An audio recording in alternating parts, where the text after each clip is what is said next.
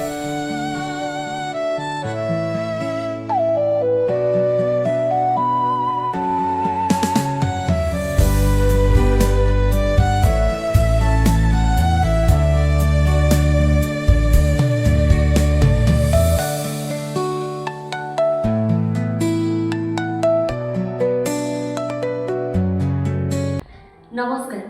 कथारे कथार आउ एक नूतन अध्याय को स्वागत करुछि मु शोभा। कर्मजंजाल जीवन भितर बहुत किछि समस्या आसे तार समाधान भी हुए किंतु एमिति किछि समस्या अछि जार समाधान बाट देखाइछन्ति जने अनन्य व्यक्तित्व जेते आमे प्रशंसा कले तांको आज्ञा कम पड़िबो तो से जने एमिति व्यक्तित्व जहाँकि समाज रे से सबुठु बड़ पदवी दे देले भी तांको पय आज्ञा कम हो चलतु आ देरी न करी तांको स्वागत करिबा से हेउछन्ति कथारे कथार आज प्रथम अतिथि विजय कुमार पात्र। नमस्कार आपण कथारे कथार अध्याय को बहुत बहुत स्वागत। आपण ये जो आश्रमटी करिछन्ति आमे आज्ञा कोन कहबो आपण विषय आमे तो सब बेले आपण को पाद तळे रहबे काहेना आपण एते बड़ गोटे बहुत बड़ पदक्षेप नेछन्ति प्रथम कथा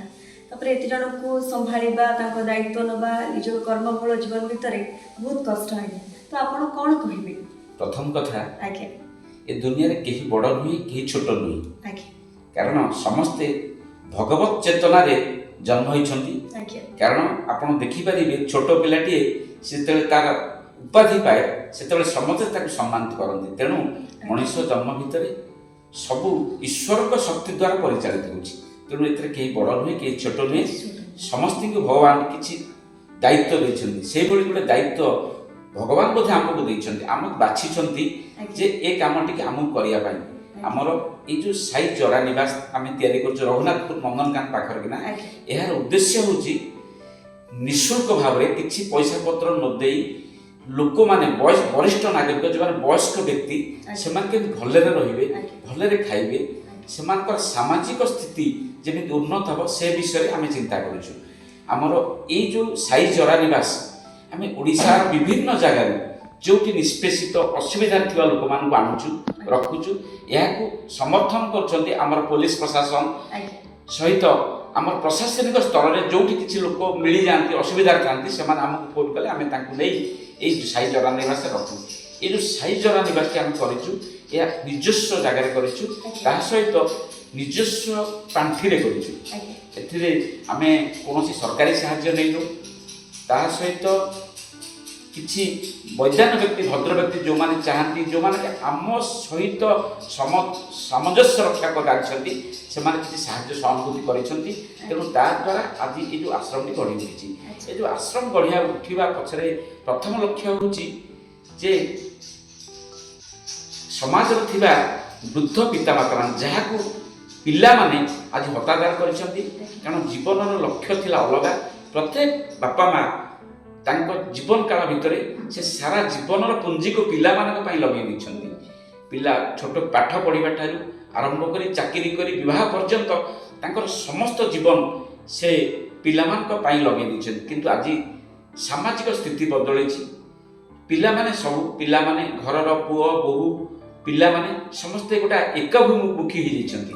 जहा फल रे ए जरा निवास सृष्टि हेछि जो जरा निवास सृष्टि हेछि से जरा निवास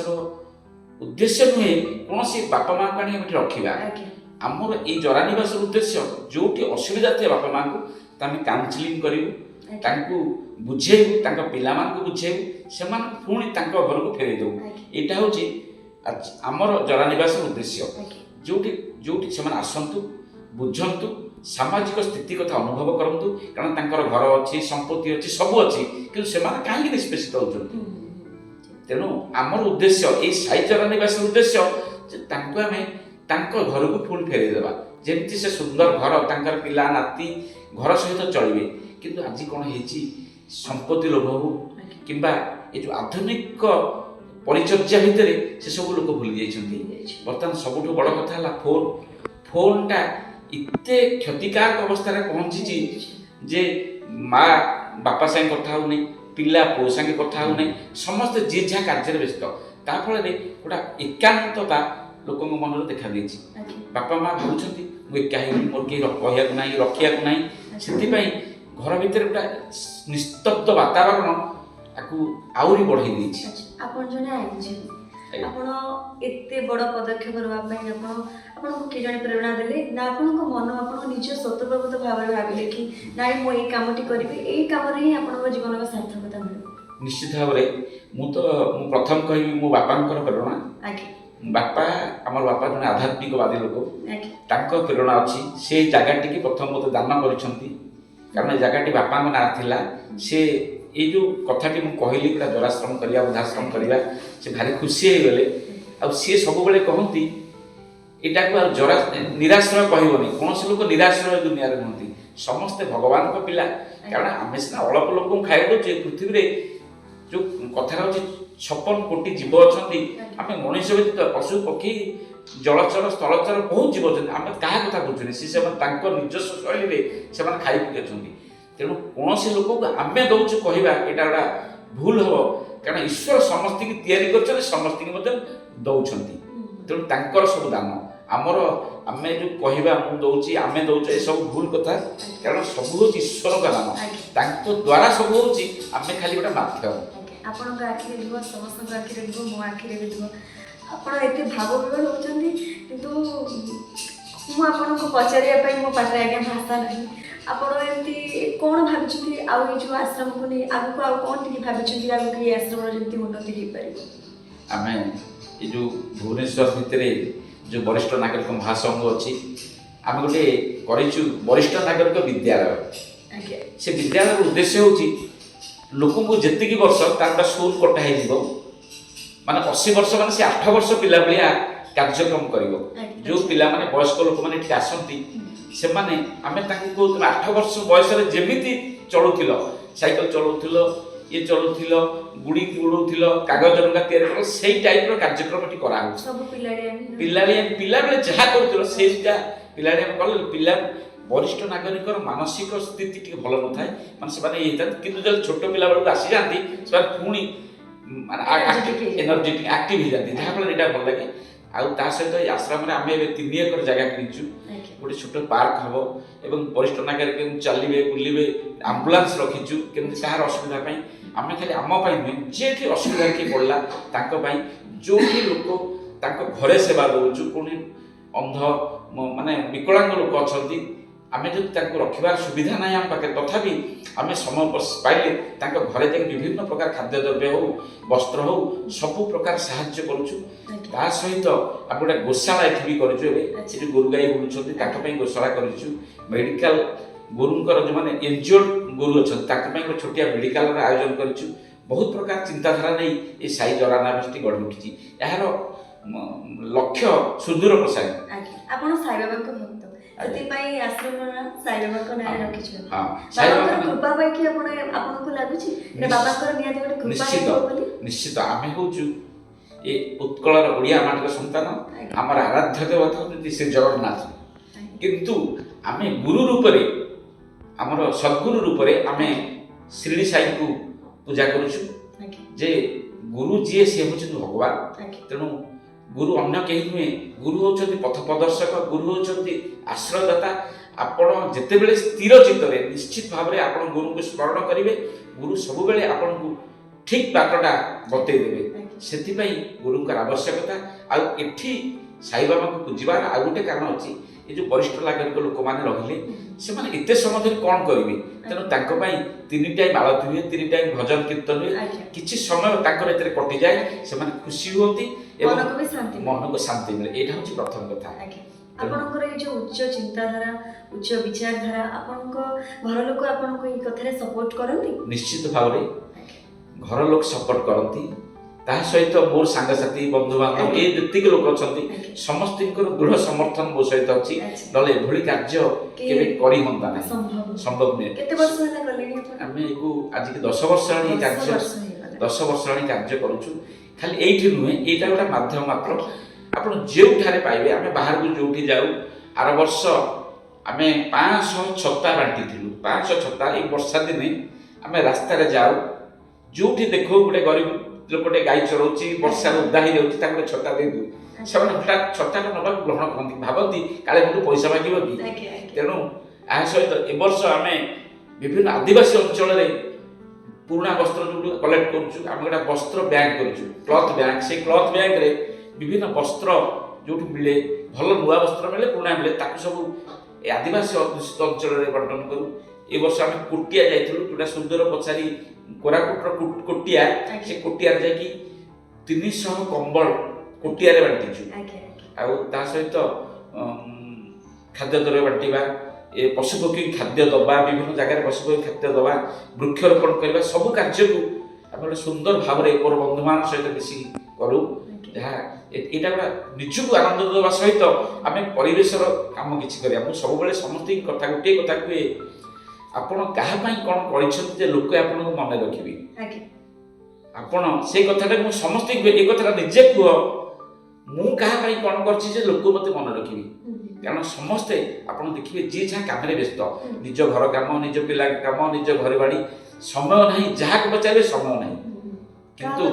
समय ना किंतु आपण दृढ़ इच्छा शक्ति समय आम बढ़ुची बहुत बढ़िया कथा टे कहले कि दृढ़ इच्छा शक्ति